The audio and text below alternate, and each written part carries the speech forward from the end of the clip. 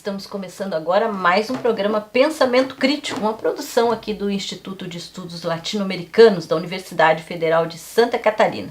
E hoje temos a alegria de contar aqui com a presença do professor Nilson Araújo de Souza, professor, economista, professor da UNILA, Universidade Latino-Americana, e com uma larga caminhada aí na discussão da economia e da dependência, do capitalismo dependente brasileiro. E é justamente esse o tema do nosso programa de hoje, o capitalismo dependente brasileiro.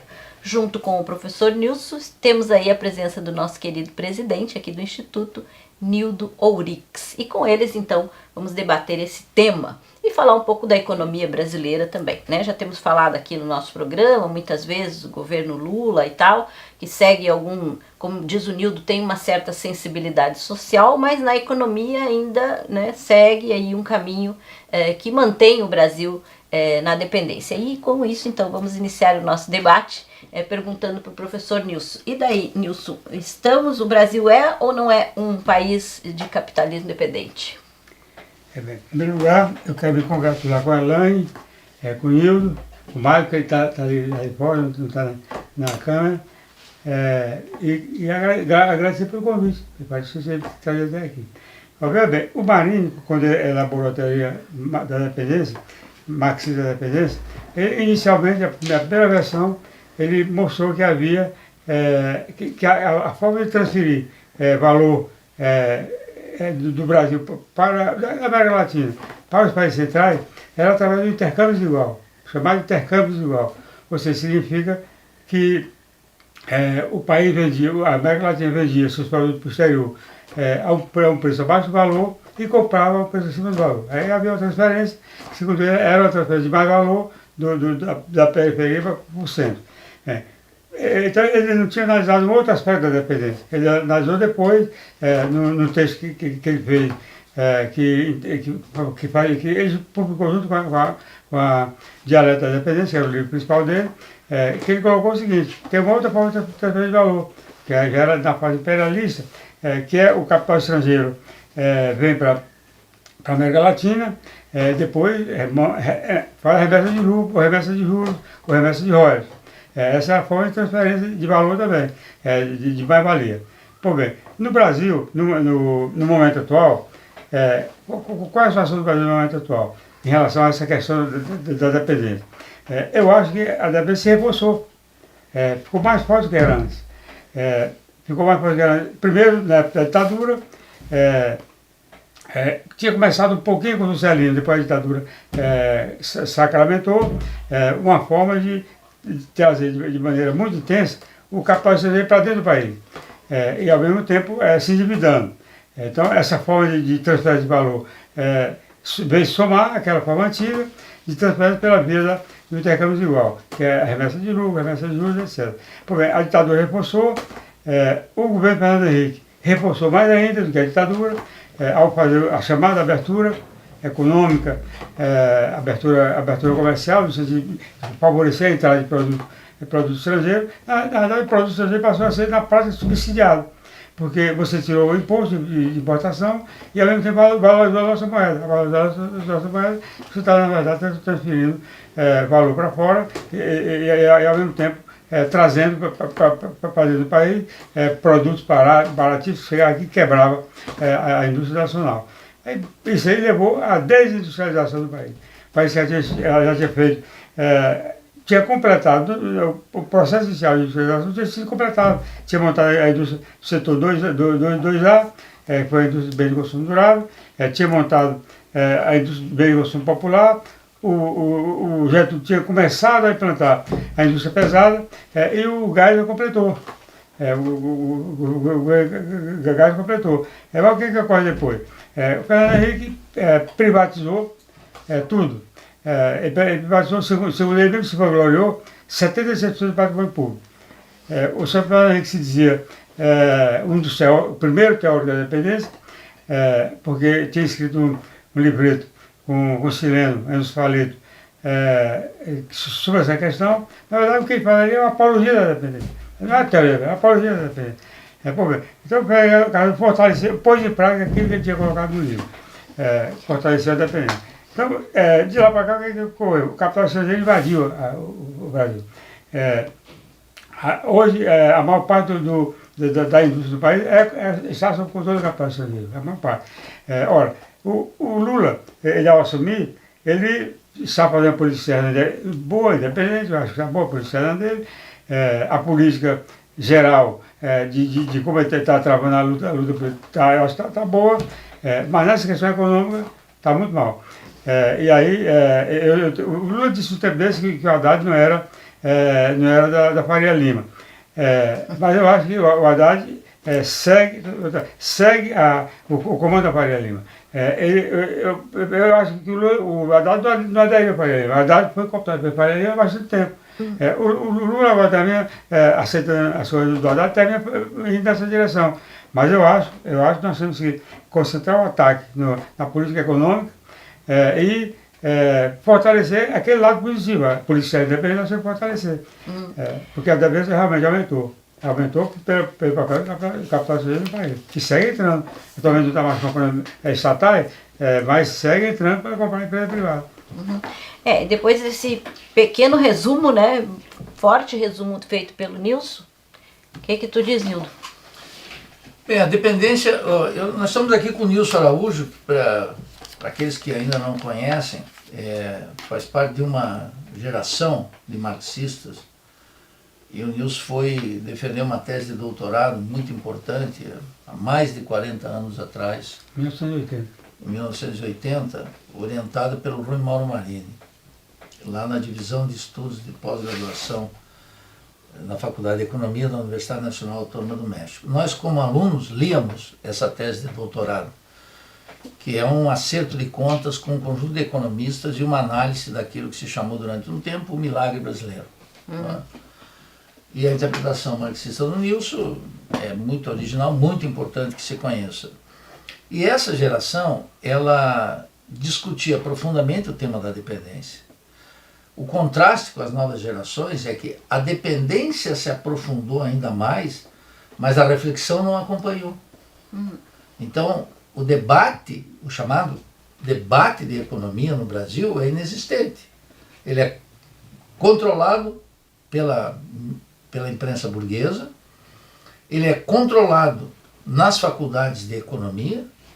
Os partidos políticos, nenhum partido político desses de dimensão eleitoral, Nilson, tem uma formulação econômica, nem sequer esboçam, e quando esboçam algo como um programa econômico, é verdadeiramente ridículo o que se lê ali. É uma ausência completa de teoria e uma ausência completa de análise do desenvolvimento capitalista na América Latina e no Brasil. A reflexão sobre a dependência partia de uma análise do desenvolvimento capitalista. Isso desapareceu no Brasil. O que as pessoas, o público está discutindo? Mais ou menos imposto, mais ou menos regulação. Então, as questões essenciais, por exemplo, presença do capital externo no desenvolvimento capitalista. Porque o capital vem e depois transfere lucros, dividendos, paga-se royalties, etc. Tudo isso que o Nilson mencionou aqui. Ora, isso implica muito mais do que nós ficarmos discutindo estabilidade do dólar, superávit fiscal, independência do Banco Central, política monetária. Isso são as manifestações fenomênicas de algo muito mais profundo que impede hoje que gerações de jovens economistas, sociólogos e o público em geral, sindicalista, militantes partidários, observem como a dependência se aprofundou muito mais. E o despreparo teórico para enfrentar isso tem uma consequência terrível, que é a submissão a um ideário liberal. Enfim, no final das contas, não há uma análise crítica do desenvolvimento capitalista, que não pode ser observado de um lado, e com isso eu concluiria, de um lado com o liberalismo de direita, cujo objetivo é, em termos ideológicos, tirar o Estado da economia, abrir a economia, liberar, etc. E do outro lado, um liberalismo de esquerda que supõe que um capitalismo regulado pode funcionar melhor na periferia capitalista. Essa tradição crítica, da qual o Nilson aqui no Brasil é um grande representante, na qual eu também me filio, tantos outros nos filiamos, Nós temos uma avaliação crítica disso, portanto, o registro a despeito da dependência ter se aprofundado em graus nunca imaginados nos anos 80, não é? A reflexão sobre a própria dependência, o capitalismo dependente, quase que desapareceu. E essa incapacidade de compreender a questão... recusa, né, Elaine? Ou recusa de compreender a economia latino-americana, brasileira em particular, é que leva justamente a essa quase religião, né, de defesa de determinadas figuras de governos e tal, sem levar em consideração a realidade mesmo, né, que tipo de política está sendo implementada efetivamente, né? Então a gente precisa compreender isso. Vamos falar mais sobre essa temática no próximo bloco. Fica aí com a gente.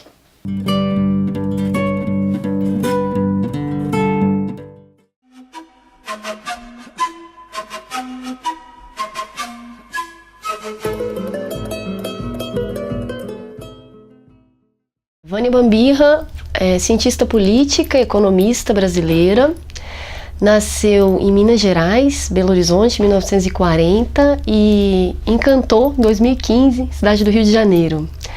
Vânia foi militante, revolucionária, teórica, fundadora da teoria marxista da dependência, juntamente com os seus camaradas Rui Mauro Marini e Teotônio dos Santos.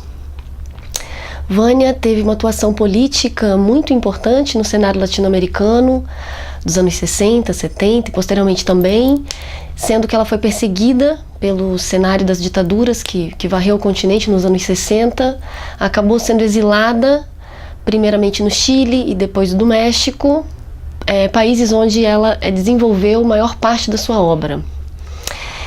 Possui uma vasta obra, artigos, livros, entrevistas, a sua maior parte com publicação nos outros países da América Latina, uma pequena parte publicada no Brasil. Além da vida acadêmica, atuação política, destacadamente, uma atuação na Organização Revolucionária Política Operária, POLOP, nos anos 60, e destacadamente também no Partido Democrático Trabalhista, o PDT, foi fundadora do PDT em 79, com os companheiros Darcy Ribeiro e Leonel Brizola. Sobre a obra da Vânia, eu gostaria de destacar particularmente 3 eixos. Primeiro eixo é sobre o capitalismo dependente latino-americano. Vânia estudou especialmente as formações particulares do capitalismo dependente latino-americano. Segundo eixo, a questão da revolução, da construção, da transição e do socialismo na América Latina. E o terceiro eixo sobre a questão da emancipação da mulher. Atualmente a obra da Vânia, em sua maior parte, está no Memorial Arquivo Vânia Bambirra, trabalho de alguns companheiros da Universidade Federal do Rio Grande do Sul. E foi publicado também um importante livro dela, O Capitalismo Dependente Latino-Americano, aqui na coleção Pátria Grande do IELA, né?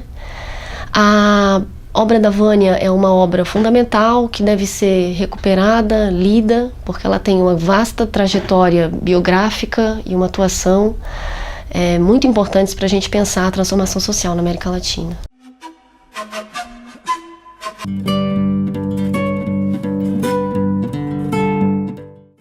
Voltamos então com o nosso programa Pensamento Crítico, uma produção aqui do Instituto de Estudos Latino-Americanos, e hoje falando sobre a dependência brasileira, o capitalismo dependente, com Nilson Araújo de Souza e Nildo Orix. Nilson, a gente falava aí, então já fizemos uma volta aí no como é que se cria essa dependência no Brasil, enfim. Como é que a gente pode perceber assim, quais são os principais problemas hoje do Brasil em que a dependência fica clara e como superar isso? Elaine, mais uma vez, bom dia. Elaine, é o seguinte, eu vou concluir um pouco um argumento que eu não completei do bloco anterior, que é o seguinte, eu vou colocar alguns dados para mostrar por que de fato a dependência foi reforçada no momento atual. De um lado, o capital estrangeiro foi entrando violentamente desde o Fernando Henrique até agora e segue entrando, segue ampliando o seu espaço aqui dentro. Segundo, houve uma desindustrialização do país violenta, como eu falei na vez anterior, violenta, que começou lá no final do governo Sarney, continuou com o governo Fernando Henrique, acelerou, a entrada do capital estrangeiro, seguiu com o governo Lula primeiro, 1 e 2, seguiu com a Dilma, seguiu depois com os filhos da mãe que assumiram depois, o Temer e o Bolsonaro, e agora o segundo governo Lula continua a entrar maciçamente no capital estrangeiro. Além disso, a desindustrialização. A desindustrialização é um problema real, porque o estilo de dinamismo da economia não pode crescer estando desindustrializado. Então tem que ampliar a industrialização, tem que reindustrializar o país. E aí, eu digo que dessa questão fundamental, o governo Lula segue igual ao anterior, não mudou. Bem, os principais problemas. Eu acho que um grande problema é a desindustrialização do país. É impossível você pensar em qualquer tipo de economia, seja ela capitalista, seja capitalista independente, seja socialista, você entende sobre socialismo. Se você não coloca a industrialização no centro, você não vai conseguir desenvolver o país. Assim, segunda questão, eu acho que em qualquer processo de industrialização que permaneça, que tenha continuidade, tem que colocar o trabalho no centro. Trabalho no centro. O Lula disse que está colocando o trabalho no centro porque mudou a política do salário mínimo, colocando uns tostões a mais para o salário mínimo. Isso aí não vai resolver esse problema nunca, de colocar o trabalho no centro. Se vocês têm uma ideia, o salário mínimo de hoje, em termos reais, deve ser no máximo, 30 e poucos por cento, um terço, do que era na época que foi criado, em 41 projeto de vaga, e do que era na época que o salário chegou a levar para o maior patamar, todos os salários para o capital, o salário melhorou.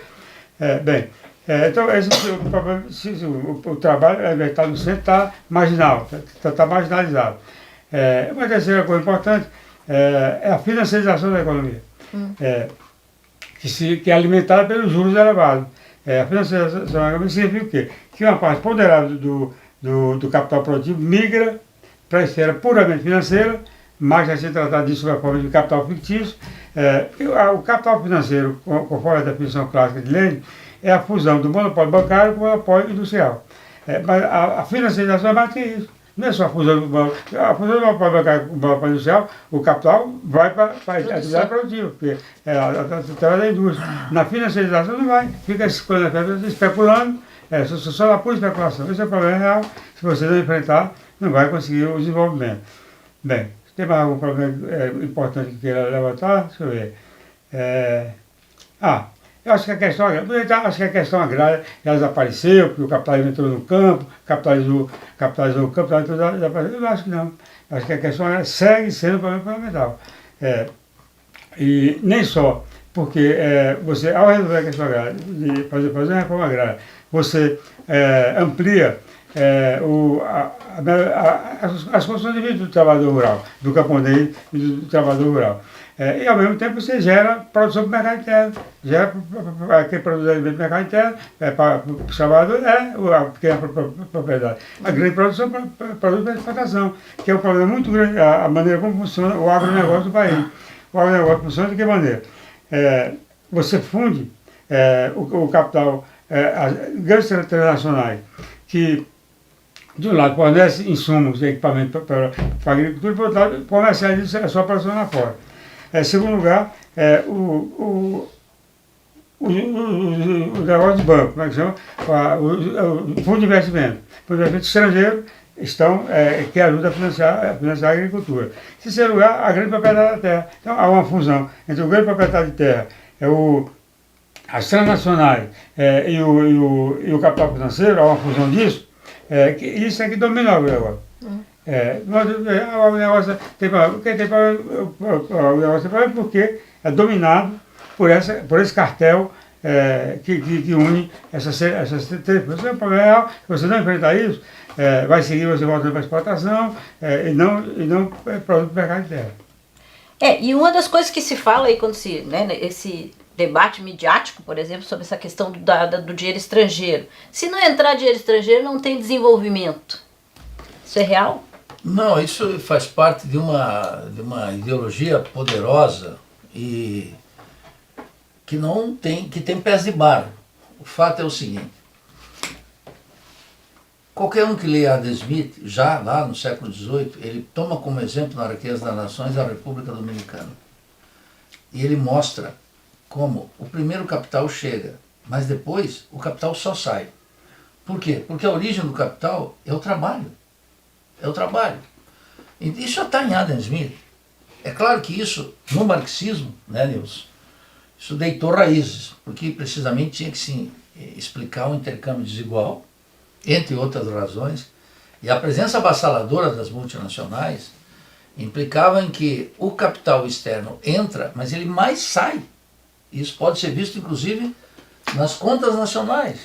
Só que, na minha tese, e na tua tese também. E tem uma ampla literatura sobre isso, mostrando que essa visão contábil da economia, que é do balanço de pagamentos, então tem que buscar o equilíbrio no balanço de pagamentos, só se fecha porque vem o capital externo. O problema é que os mesmos sábios que dizem isso não observam a saída do capital e a fuga de capital sob múltiplas formas, sobre o intercâmbio desigual, sobre pagamento de royalties, sobre transferência de lucros, juros, dividendos, etc.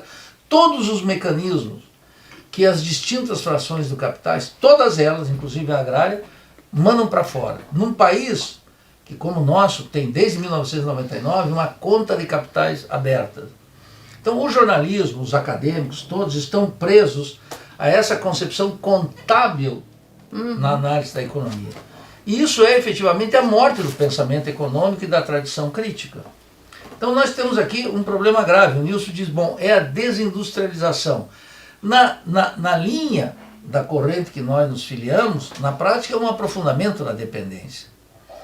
Porque nós sabemos com o marxismo algo muito importante, que é o fato de que a agricultura é um ramo da indústria. Isso nós sabemos com Marx, com Kautsky, com todo.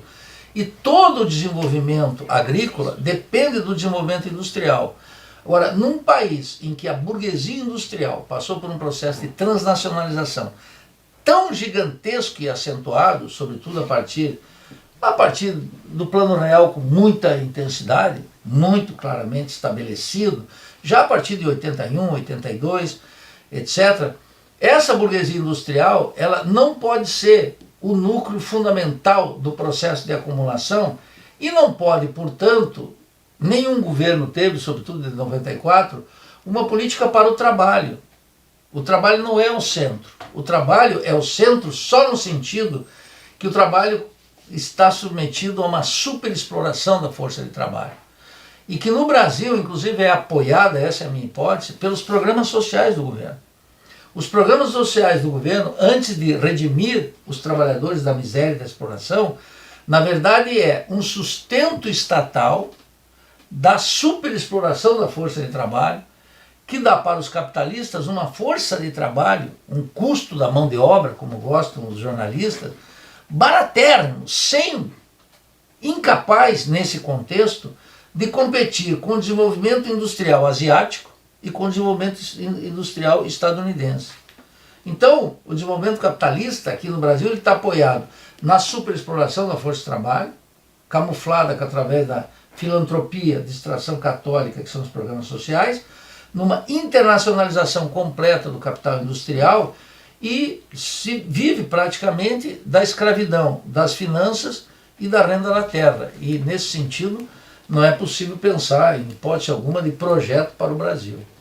E a gente percebe que não há política, né? Não se pensa uma grande política nacional de industrialização, não há uma política para o salário, e a agricultura grande, o agro, segue sendo o centro, né? A gente viu o Plano Safra aí com bilhões, 400 bilhões para o agro, grande agro, e 80 bilhões para a pequena produção, que é quem na verdade bota comida na mesa, né? Então há um problema aí, né? Mas a gente vai discutir mais isso no próximo bloco. Segura aí.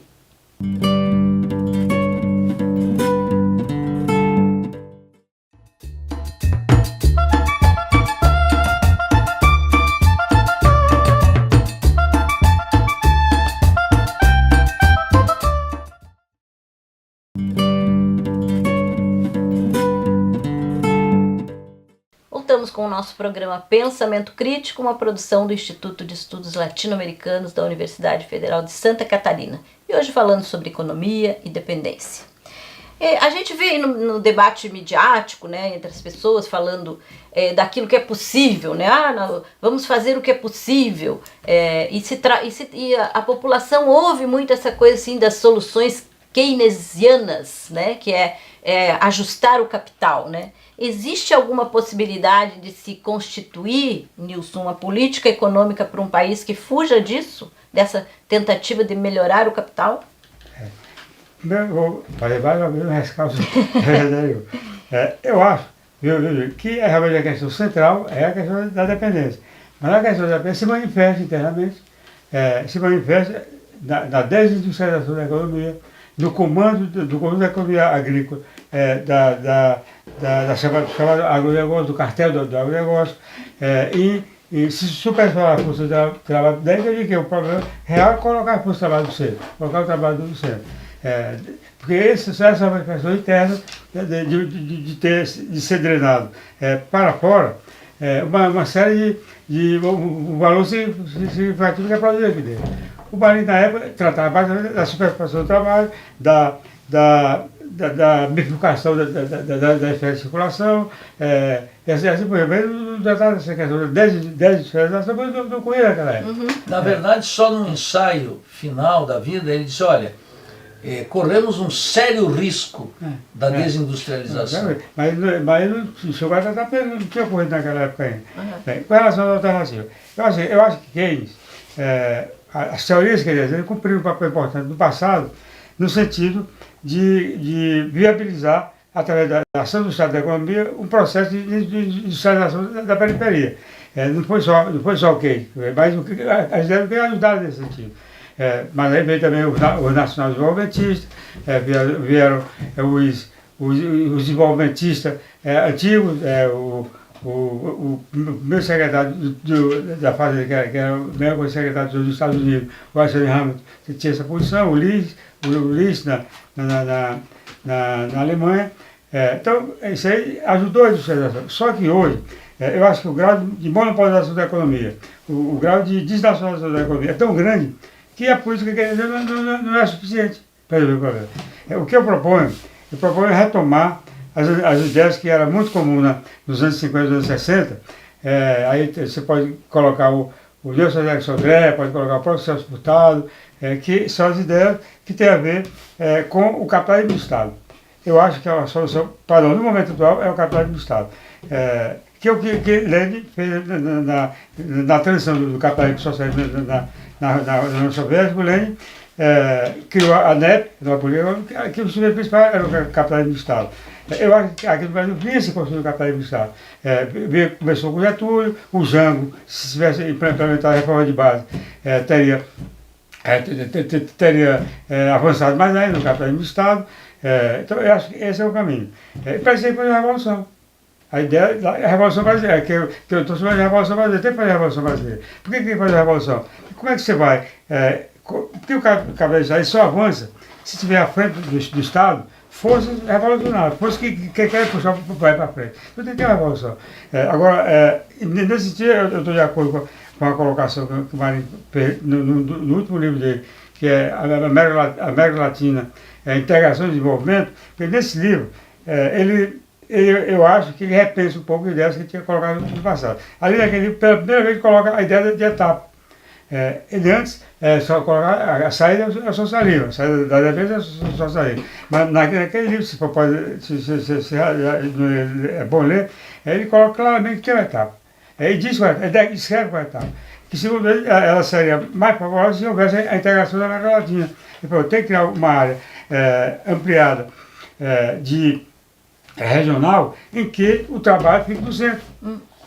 Daí que eu comecei a trabalho, em que o trabalho fica no centro. E ela vai, e esse momento vai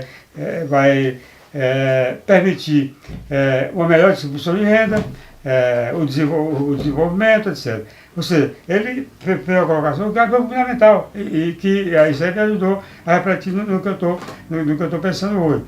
Ou seja, uma etapa que não tem que chamar necessariamente como se chamava antes. Mas eu acho que a forma principal dela é o capitalismo de Estado. E a forma de Estado é uma democracia, uma nova democracia, como o Mao Tse-tung já tinha colocado lá na China, uma nova democracia em que os trabalhadores têm um peso significativo nesse processo. E dentro dessa lógica, dessa ideia de capitalismo de Estado, a gente vê também que os países que estão tentando dar esse salto, eles não conseguem, porque acabam sendo acossados, né? A gente vê, por exemplo, a Venezuela. Tentou um caminho para o socialismo, foi acossada pela guerra econômica e tal, e agora tenta um outro caminho que é nessa linha também, né? O que tu pensa disso, Nildo? Tu concorda com o Nilson de que tem que passar por essa etapa? Não, eu não concordo com o Nilson, mas isso implica numa reflexão desse tronco comum que Nilson e eu compartilhamos, que é essa tradição da teoria marxista da dependência. Qual é o obstáculo real para um capitalismo de Estado, que seria uma influência de List com as tradições nossas, etc. A influência do lugar chamado Vladimir Leonov. Não, eu também... Olha o Nilson aqui reivindicando a autoridade do Lenin. Está me dando um carteiraço aqui. Não, mas eu entendo qual é o problema, qual é a limitação, é que Lenin comandava uma revolução social. E qual é o nosso problema nos países latino-americanos? Primeiro, tem um grau de monopolização da economia mundial gigantesco e inédito. Isso que o Nilson mencionou aí, que é decisivo. Segundo, o Estado na América Latina, ele é uma representação das classes sociais. E qual é a limitação agora? É que o Estado, ele, na situação em que ele se encontra, capturado completamente pelo rentismo, ele descarta, Elaine, a propósito da tua primeira observação, completamente a regulação keynesiana. Porque a regulação keynesiana se depara com um obstáculo objetivo. O que fazer com as demandas da dívida pública? Nem vou falar com a dívida externa, que continua corroendo as energias produtivas do país. Eles são basicamente só a dívida, mas não considero principalmente tratado de passivo externo. O que é passivo externo? É o conjunto do capital que está dentro do país. Sim. Tanto só para de dívida, só para de aplicação financeira, só para de investimento. Isso. Então, no centro tem esse tremendo obstáculo da internacionalização produtiva, que gera um passivo externo. Esse passivo seria a dívida e mais tudo que sai, né? Não é só a dívida. Não, tudo que entra. É tudo que está aqui que gera remessa. Então, a dívida. Os empréstimos internacionais, a aplicação do capital financeiro internacional nas ações indústria aqui do Brasil. E o capital diretamente investido, que é o passivo. O passivo gera drenagem de recursos para fora. Então, na medida em que gera esse tremendo passivo, a alternativa liberal é por isso que precisamos de capital. Precisamos de capital porque exportamos capitais. Esse é E é um obstáculo concreto, né? Quer dizer, quando o Estado está completamente, a representação do Estado é uma representação classista tão clara, vinculada à fração agrária, vinculada à fração financeira e algo da fração comercial e cada vez menos da fração industrial, você colocou bem, o programa de neoindustrialização do governo petucano, comandado por Alckmin, é absolutamente irrisório. Em segundo ano, um aluno de segundo... 300 bilhões em 3 anos, 100 milhões por ano. Em 4 anos. Quanto é que foi para o negócio agora? Não. 400 ou mais. 400 bilhões, milhões de... Isso, um aluno de segundo ano de economia descarta isso como uma farsa. Nem propaganda eleitoral serve. Então, nesse contexto, o Estado está capturado. Para fazer isso, aí nós teríamos que... O Nilson introduz o tema da Revolução Brasileira. Isso significa o tema da Revolução Social. Vamos lá. Essa interpretação que o Nilson faz aqui, de uma etapa que o Marini sugere, na verdade o Marini disse, olha, nós temos o plano da democracia e nós temos que fazer uma democracia radical, a defesa de uma democracia radical. Isso significa colocar os trabalhadores no centro da estratégia. Mas o que nós estamos vendo na América Latina, sobretudo nos governos progressistas, é que a coesão social que comanda o Estado é uma coesão burguesa. E o ativismo dos trabalhadores não aparece. E no caso brasileiro ele é mais eloquente ainda. Se acostumou a afirmar que precisamente no Brasil tínhamos o Partido dos Trabalhadores mais importante do continente e talvez do Ocidente. E precisamente esse partido foi perdendo um protagonismo e se transformou numa caricatura de cretinismo parlamentar de quinta categoria. O ativismo sindical não aparece. E, portanto, uma transição dessa jaula que nós nos encontramos pela via de uma etapa, ela nem sequer se configura porque os trabalhadores não estão no centro do protagonismo. Nem como trabalhadores e nem como mobilização popular. Daí meu ceticismo em relação a essa possibilidade. E mesmo os países como a Venezuela, que buscou dar um protagonismo para os trabalhadores, né, ao longo do tempo, depois da morte do Chávez, mudou, né? E a gente está vendo agora aí as eleições próximas e como que a situação está lá, né? Então, assim, parece que também faz parte desse nosso histórico da América Latina e dos trabalhadores também não se colocarem também, né, nesse protagonismo, né? Mesmo quando tem essa oportunidade, como foi no caso da Venezuela. Mas enfim, encerramos esse bloco, já voltamos.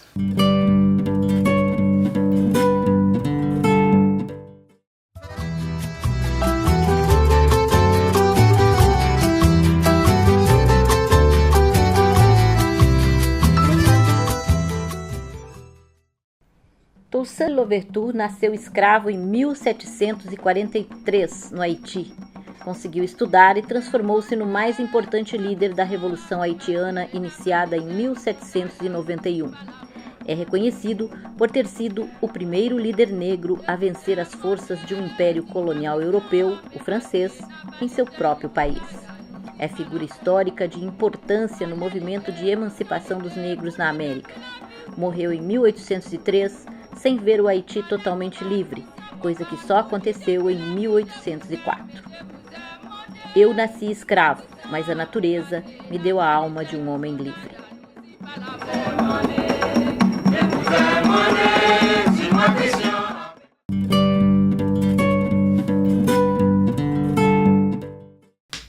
Voltamos com o nosso programa Pensamento Crítico, uma produção aqui do Instituto de Estudos Latino-Americanos da Universidade Federal de Santa Catarina. Queria recomendar para vocês que esse tema dependência, né? O livro do Nilson, A Longa Agonia da Dependência, onde ele faz uma discussão da questão da dependência na economia brasileira contemporânea, desde Juscelino até Fernando Henrique. Segundo ele, é um livro que já está esgotado, mas certamente, né, se pode encontrar nos sebos e tal. Então, se procurar aí também a obra do Nilson, né, que aqui nós temos uma pessoa que tem uma obra, né? Então é muita honra para nós também tê-lo aqui no nosso programa. Que pena que o tempo é curto e a gente não pode, né, dar vazão a tudo que a gente gostaria de perguntar. Mas como esse é o último bloco, vou dar uma de Lenin aqui. Quero perguntar o que fazer, afinal, né, diante dessa realidade que nós temos aí, Nilson. Bem, vou mais uma vez no bloco anterior. A primeira questão é o seguinte: eu acho que a Revolução Brasileira, o primeiro momento dela, a primeira etapa dela, é completar a construção da nação brasileira. A nação brasileira não está construída. Isso não está inteiramente construída. É completar, você vê, o racismo. Essa é uma nação que tem uma parte da população, que é a metade da população, que é discriminada. Então não está completada a formação da nação brasileira. Então tem que completar. Que eu acho que o Jango ia completar. A reforma de base, se você vê a reforma de base em detalhe, vai ver que ele ia completar a construção da nação brasileira. Essa é a primeira coisa. Então, para mim, a essência da Revolução Brasileira, da etapa, exatamente é completar a construção da nação brasileira. Outra, por que deu problema lá na Venezuela? Eu acho que ali o Chávez cometeu um erro grave. E eu estava lá na época que ele cometeu esse erro. Eu estava na Venezuela. Ele vinha implantando, implantando a questão nacional, vinha montando uma espécie de capitalismo de Estado. Aí, de repente, ele suspende esse processo. Suspende de duas formas. Ele suspende, por exemplo, ele tinha montado um ministério importante, que é o Ministério da Indústria de Base, acabou o Ministério da Indústria de Base. Então, como é que você vai industrializar se você não tem uma indústria de base? Ele fez um processo eleitoral, o Chávez ganhou todas as eleições, só perdeu uma. Por que ele perdeu aquela eleição? Ele perdeu aquela eleição porque ele acha que ele cometeu um erro. Ele abortou o processo revolucionário que vinha. Qual foi o que ele cometeu? Colocou em votação a questão do socialismo do século XXI. Além da eleição definida, ele colocou a questão do socialismo do século XXI. Para mim foi um erro. Eu estava lá durante a campanha, a direita dividiu as forças bolivarianas. Uma parte grande, que é a parte base de classe média, não foram votar. O que ocorreu? O Chávez sempre tinha 60% e a direita tinha 40%. Nessa eleição, o Chávez teve 40%, a direita teve um pouco acima de 40% e ganhou. 20% não foi votar. Aqueles se intimidaram pela campanha da direita, que eles diziam, o Chávez vai tomar a sua lojinha, o Chávez vai tomar o seu táxi, o Chávez vai tomar a sua cabelo, a sua cabeleireira. Aí, pô, isso aí entrou, nesse setor mais do chavismo, entrou na cabeça dele e foram votar. A votação não é obrigatória. Então, o que fazer? Eu acho o seguinte, é que retomar a ideia de Revolução Brasileira. Segundo, a Revolução Brasileira tem como característica, no momento atual, principalmente, a questão de completar a formação da nação brasileira. A questão nacional no centro. Você só vai resolver a questão social e a questão democrática se você resolver a questão nacional. Porque a questão nacional, ela subjaz a democracia, subjaz a questão social. Por que subjaz? Como é que você pode implantar uma democracia num país dependente? Se o país é dependente, o Estado ele é subalterno. Se o Estado é dependente do capital estrangeiro, se o Estado é comandado pelas nacionais, não tem como você resolver a questão democrática. E a questão social, você pode resolver a questão social no regime que a superexploração é uma questão fundamental, que é a economia dependente. Então, isso é que eu acho que tem que resolver antes de mais nada. E para isso é o seguinte, você tem que, eu acho que você tem que trabalhar na nossa luta ideológica em dois terrenos. Primeiro terreno, desconstruir, acabar com o fascismo no Brasil. O fascismo, que é comandado aqui por um cara que foi expulso das Forças Armadas, o tal de Bolsonaro, o fascismo, ele é a ideologia do capital financeiro. A ideologia, sobretudo da parte mais apodrecida do capital financeiro. Isso dos países centrais, onde o fascismo nasceu. Na periferia, a ideologia, o fascismo também é a ideologia do capital financeiro, só do capital financeiro externo. No capital financeiro não está inteiramente formado ainda. E o fato de ser do capital financeiro externo significa o quê? Que enquanto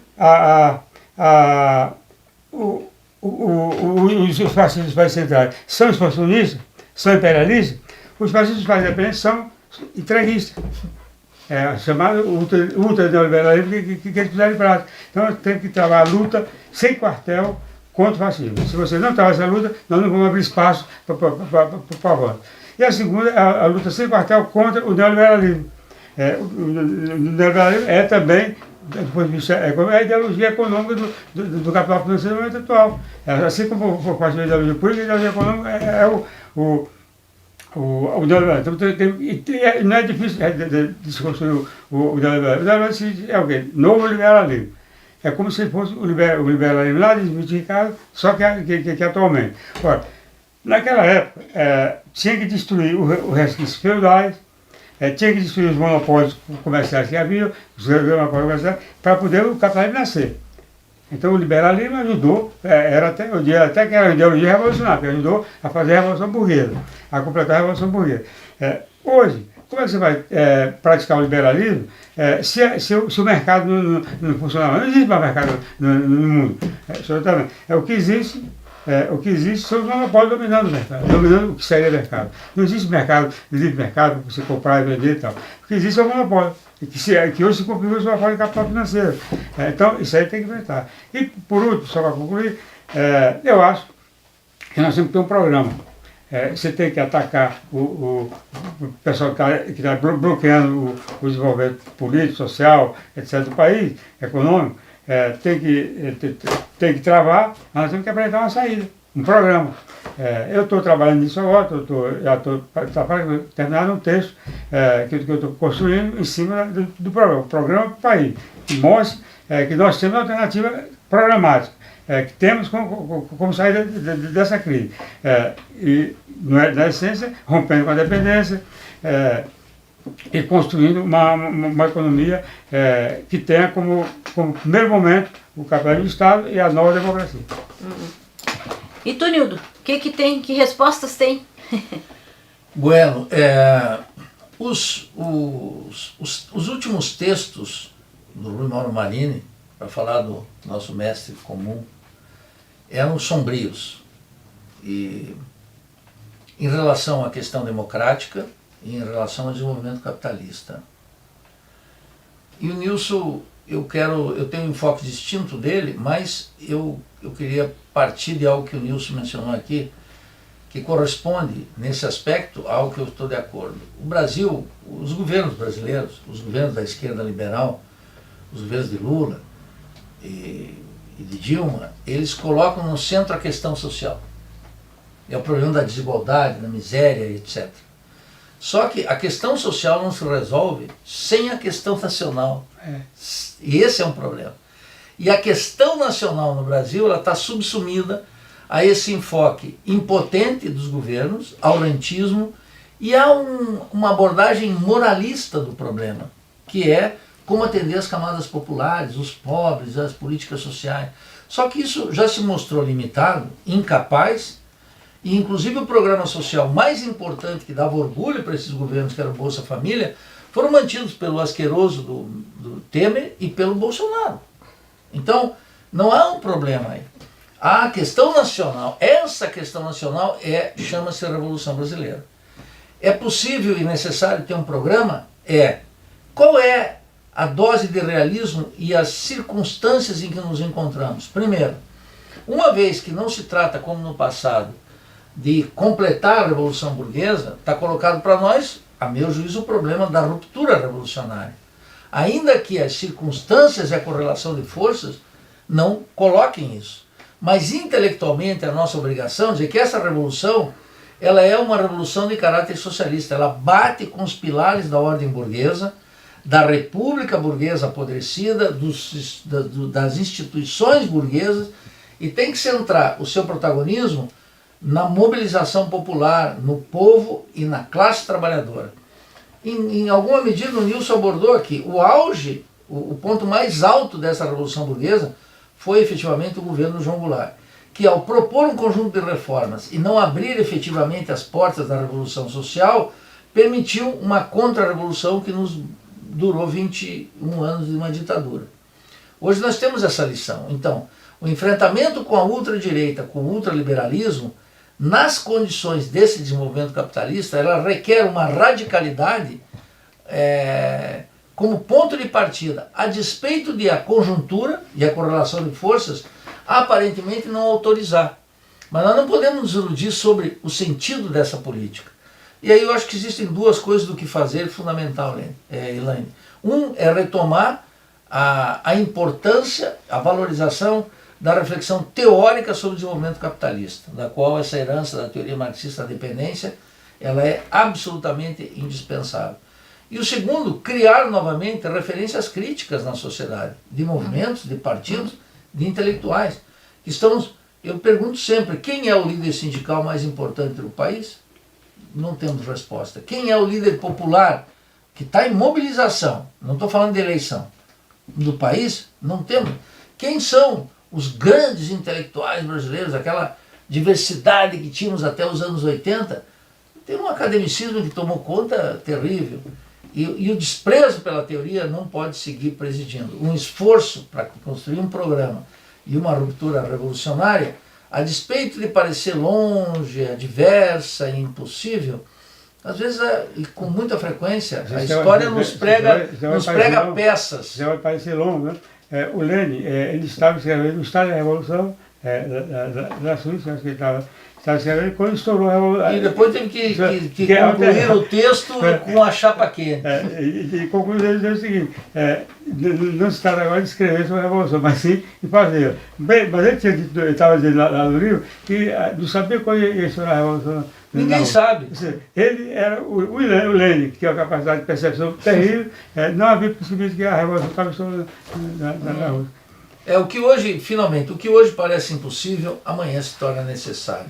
E para falar dessa coisa da centralidade do trabalho, né, de voltarmos a pensar na centralidade do trabalho, a importância da gente, dos sindicalistas, né, que estão hoje atuando, ainda que não tenhamos grandes lideranças, mas há um sindicalismo atuando, a importância de estudar a realidade brasileira. Decisivo. Né? É decisivo isso, porque o que a gente vê hoje que o grande drama do sindicalismo é como entrar nas redes sociais, é como entrar no WhatsApp, é como fazer a batalha com os grandes conglomerados comunicacionais, enquanto que a mensagem para o trabalhador ela não é pensada. Né? Então, assim, se pensa muito em como distribuir uma informação, mas não se pensa em como produzir essa informação. E uma informação produzida precisa de conhecimento, porque se tu não tiver um estofo, como é que tu vai produzir uma informação de qualidade? Né? Então, é preciso, como dizia o Tchê, né? Estudar, estudar e estudar. Enfim, vamos encerrando nosso programa de hoje. Obrigada, Nilson, querido, pela tua presença aqui. Nildo, a gente volta. Um grande abraço. Tchau.